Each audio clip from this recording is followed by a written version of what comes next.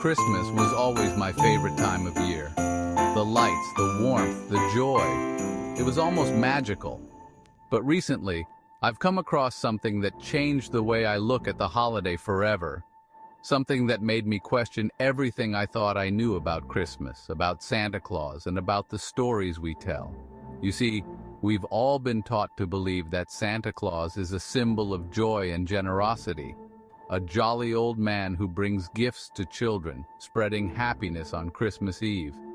But what if I told you there's something darker lurking behind that story? What if Santa Claus isn't who we think he is? I didn't believe it at first either. But as I started digging, I uncovered some things, stories, encounters, legends, that made me stop in my tracks. And the more I learned, the more disturbing it all became. The forgotten origins of Santa Claus. We've all heard the origins of Santa Claus, how he was inspired by Saint Nicholas, a 4th century bishop known for his acts of kindness. But before the modern, sanitized version of Santa took over, there were much older, much darker legends. In some parts of Europe, there were stories of a shadowy figure who roamed the winter nights, especially during the darkest days of the year. People would tell tales of the wild hunt, a ghostly procession of spirits led by a mysterious figure in dark robes who would pass through villages in the dead of winter. In some versions of the legend, this figure was described as an old man with a long white beard, cloaked in darkness, visiting homes, but not with gifts. Oh no. He came to take something. Sound familiar? The wild hunt was a deeply feared event. If you heard the sound of hooves or saw the shadowy figures passing by, you were supposed to stay inside, lock your doors, and pray they wouldn't take you or your loved ones. This figure, the leader of the hunt, has been forgotten by most people today, but his image, his story, seems to have crept into the figure we now know as Santa Claus. It's strange, isn't it, that we would invite a figure into our homes year after year with such a dark origin. But that's not even the worst part. A family's Christmas Eve horror. In 2008, a family in Pennsylvania experienced something so chilling, it still haunts them to this day. The Hendersons, just a regular family with 2 young children, were getting ready for Christmas like everyone else. The tree was up, the stockings were hung, and their kids were excited for Santa's arrival. On Christmas Eve, after tucking their kids into bed, the parents sat in the living room enjoying the quiet of the evening. But then, they heard something. It was subtle at first, just a soft creaking sound coming from the direction of the Christmas tree. They thought it was one of the kids, sneaking out to catch a glimpse of Santa. But when they checked the living room, there was no one there.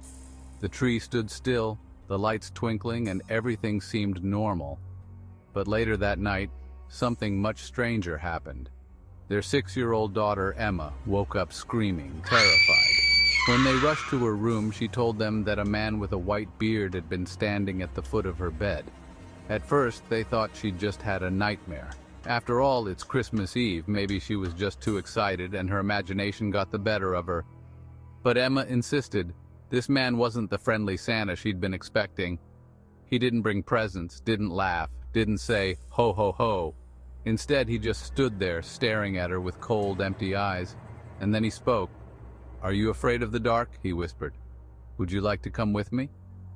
The parents were shaken, but they tried to reassure Emma that it was just a bad dream. But from that night on, things changed. Emma became distant.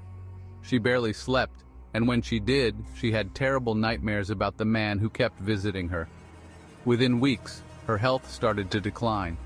Doctors couldn't find anything physically wrong with her, but it was as if something had drained the life out of her. By spring, Emma was bedridden, trapped in a state of near unconsciousness. The family moved out of their house hoping it would help, but it didn't. To this day, Emma remains unresponsive, her once bright eyes now hollow and lifeless. Santa's dark past. An ancient spirit? As I started looking into other stories, I realized the Hendersons weren't alone. There are countless other reports of children seeing a strange, bearded figure on Christmas Eve.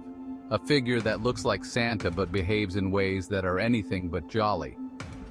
Some paranormal experts have begun to piece together a theory that Santa Claus, as we know him today, is actually a manifestation of an ancient Yule spirit, a being that predates Christmas, feeding off the energy and joy of the winter season. This spirit, according to legend, would visit homes, not to bring gifts, but to take something. Children, with their innocence and boundless belief in the magic of the season, are especially vulnerable to this spirit's influence. Some believe that the modern-day figure of Santa was created to mask this ancient spirit, to make it seem harmless, even desirable. By making him a symbol of joy and generosity, we've let our guard down. We've invited him in, year after year, without question. And that's when I realized we've been celebrating something far darker than we ever imagined. The strange case of the village of Hvítárholt. The more I searched, the more I found. In 2013, a small village in Iceland, Hvítárholt, became the center of one of the most disturbing Christmas mysteries I've ever come across. Several children in the village disappeared from their homes on Christmas Eve, vanished without a trace. There was no sign of forced entry, no clues, nothing. Except for one thing. In each case, the only clue left behind was a single, soot-covered footprint near the children's windows. The villagers, deeply superstitious, believed these children had been taken by the jólakötturinn, the legendary Christmas cat that devours children who don't receive new clothes for Christmas. But one witness, an elderly man named Sigurdur, claimed he saw something that night. A tall, cloaked figure standing outside one of the homes. He didn't move, just stood there watching. Sigurdur said he had a long white beard and eyes that seemed to glow in the darkness. The village was in an uproar, but the missing children were never found. To this day, the people of Hvítárholt live in fear every Christmas, unsure if the figure will return.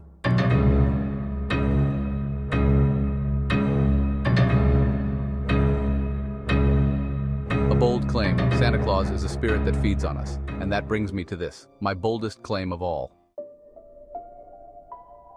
Santa Claus is not the cheerful figure we've been led to believe. He is not the embodiment of joy. He is a parasite. An ancient spirit that feeds off the energy of the season, using our belief, our joy, our innocence to sustain itself. The gifts are just a distraction. The real gift is us. We feel exhausted after the holidays, don't we? We're left drained, weary, as if something has been taken from us. Maybe it's not just the stress of shopping or the chaos of family gatherings. Maybe it's something deeper. Maybe it's Santa himself, siphoning off the happiness we generate, leaving us hollow and tired in the new year. Are you next? Here's the twist, the part that chills me the most. Santa doesn't need an invitation. As long as we believe in him, as long as we celebrate him, he'll keep coming.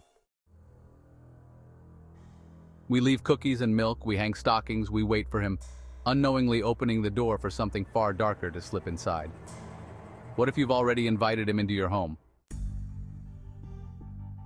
What if right now, as you sit there, Santa isn't just a story? This Christmas, as you gather around the tree, as you hang your stockings, as you wait for Santa to arrive, ask yourself, are you sure you know who or what you're really welcoming? Because next time, it might not just be gifts under the tree. If this story gave you chills, hit the like button to show you're ready for more. Don't forget to subscribe and turn on notifications so you don't miss the next haunting tale. And for more spine-tingling stories, click the playlist on the left. You won't want to watch these alone.